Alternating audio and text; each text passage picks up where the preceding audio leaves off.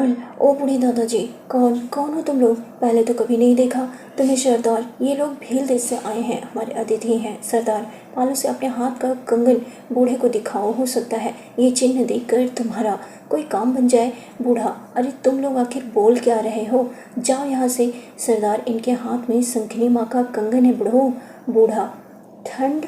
तूने मुझे ठंड कहा? तेरी इतनी हिम्मत, निकल जा यहाँ से। पारुल से, अभी हमारा चले जाना ही अच्छा होगा।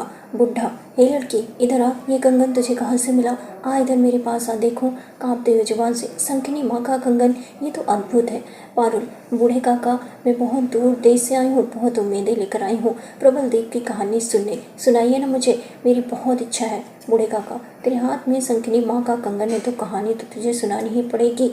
ये कहानी सुनाएगी जी की ओर इशारा करता है। मेरी पोती की पोती, मेरी लक्ष्मी, सुन, कमरे में जा, जरा संदूक खोल तो उसमें से जो चित्र है ना, आ उसे सब लेकर आ। ये लो नानू, ये सब जो है ना मैंने अपने हाथों से बनाए हैं। प्रबल दीप एक डाकू है। आज मैं तुम लोगों को उस डाकू की कहानी सुनाऊंगा। इन आँखों से कोई आम इंसान उस डाकू को नहीं देख सकता। दरअसल ये कहानी है मत्स्य कन्याओं की, और ये कहानी डरावनी भी है। हाँ, आत्मा कांप जाए ऐसी डरावनी। उधर माया बड़ी रानी मल्लिका जानबूझकर महाराज को मेरे महल में नहीं आने दे रही है। वो मुझसे बहुत जलती है। उसको लगता है कि महाराज सिर्फ उसके हैं, लेकिन मैं भी अपना हक क्यों छोड़ूं? आज ज़रूर महाराज एक बार मेरे महल में आएंगे, बुलवाया है मैंने उन्हें। निधि, क्या हुआ? गई थी ना तुम महाराज के पास, वो आएंगे ना? दासी, नहीं रानी माँ, वो नहीं आ पाएंगे। लेकिन क्यों? महाराज को बड़ी रानी ने कैद करके रखा है। माया, क्या? नहीं, बड़ी रानी ऐसा नहीं कर सकती। महाराज उधर बूढ़ा पारुल को कहानी सुनाता है। यही थी प्रबल देव की भयानक कहानी, मगर ये कहानी नहीं है, सत्य है, भयानक सत्य है। मत्स्य कन्या की मदद के बिना वहाँ कोई नहीं जा सकता। पारुल रोते हुए, लेकिन आप तो वहाँ गए हैं ना बूढ़े काका, और जिंदा लौट कर आए हैं। आपको रास्ता पता होगा, हमें बता दीजिए, हमें वहाँ जाना ही होगा। बुढ़ा, नहीं, वहाँ जाने की कोई ज़रूरत नहीं है। मुझे नहीं पता वो दीप कहाँ है, मुझे कुछ नहीं पता। मैंने कहानी सुना दी, अब तुम लोग यहाँ से चले जाओ, जाओ यहाँ से। उधर मल्लिका और तंत्रिका से तीर बिल्कुल सही निशाने पर लगा है।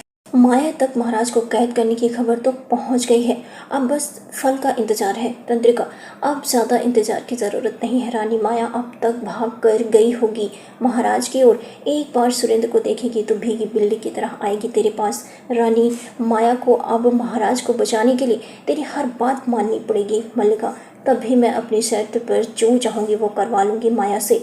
माया बुड़बुड़ाती है, बड़ी रानी महाराज के साथ ऐसा कभी नहीं कर सकती, मैं नहीं मानती। लेकिन अगर ये बात सत्य है तो मुझे शीघ्र ही महाराज के पास पहुँचना ही होगा, महाराज को आज़ाद कराना ही होगा। उधर पारुल सेनापति को जगाती हुई कहती है, चलिए सेनापति, यहाँ से यही सही समय है, हमें अभी बलदेव की तलाश में निकलना होगा। मछुआरों की एक नाव लेकर सागर के रास्ते निकल जाते हैं। चलो सेनापति, हमें तो कोई रास्ता पता ही नहीं, कैसे पहुंचेंगे हम वहाँ?